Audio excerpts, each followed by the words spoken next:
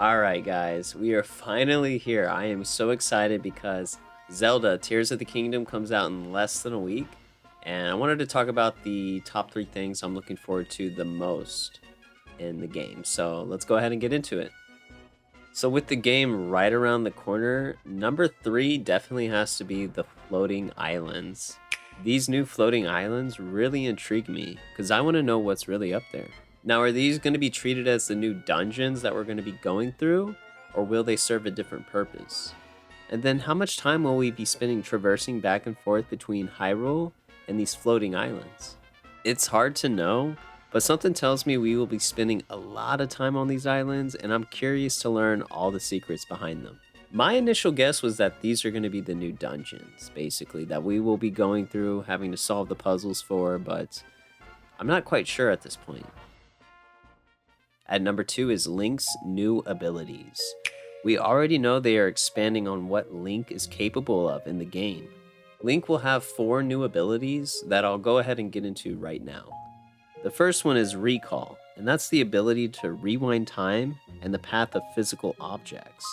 The second ability is Fuse, which I believe allows Link to create a combination of weapons and shields. Now, what the extent of this is a mystery, and I bet it runs very deep, so I'm intrigued to see this. Now, the third ability is Ultra Hand, which allows us to build structures using objects throughout the world. Now, this ability seems pretty crazy to use. We will definitely have to get creative. The fourth ability is Ascend. This one allows Link to travel straight up through any coverings or any ceilings, so if you're like in a cave, for instance, you theoretically can escape using this. This game is definitely going to test our creativity and what we can think with our minds to do with these new abilities that we're going to have at our disposal. So I'm very intrigued to get into it. I'm interested. I cannot wait. But yes, number 2 is all these new abilities that we're going to have, and I cannot wait to try them out. And number 1 is the story.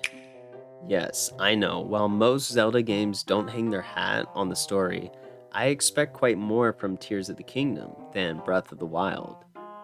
Breath of the Wild was a phenomenal game. It was fantastic. I absolutely love that game, but we can all agree there's not much of a story there. There might be a plot, but there's not much keeping you going. It's strictly based on gameplay and just having fun, being dropped in a world and doing whatever you want. Now I want to focus on the story, and I'm currently playing through Ocarina of Time for the first time, and I'm surprisingly intrigued by the story. Now, from the latest trailer, it does show that maybe Zelda will be more involved this time. Nothing is confirmed, but it definitely feels like they put some emphasis on that. I'm a sucker for a good story. It's not necessarily needed, but it is one thing from Zelda games that I wish they expanded on deeper. And seriously though, with less than a week left, my anticipation for this game is off the charts. I cannot wait for next Friday. So I feel super spoiled because we're getting Zelda in May, and then we're getting Final Fantasy 16 in June.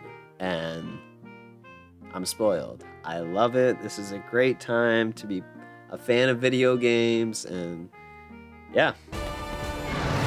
You are our final hope.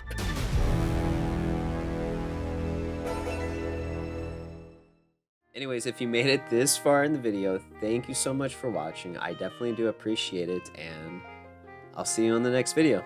Thanks, guys.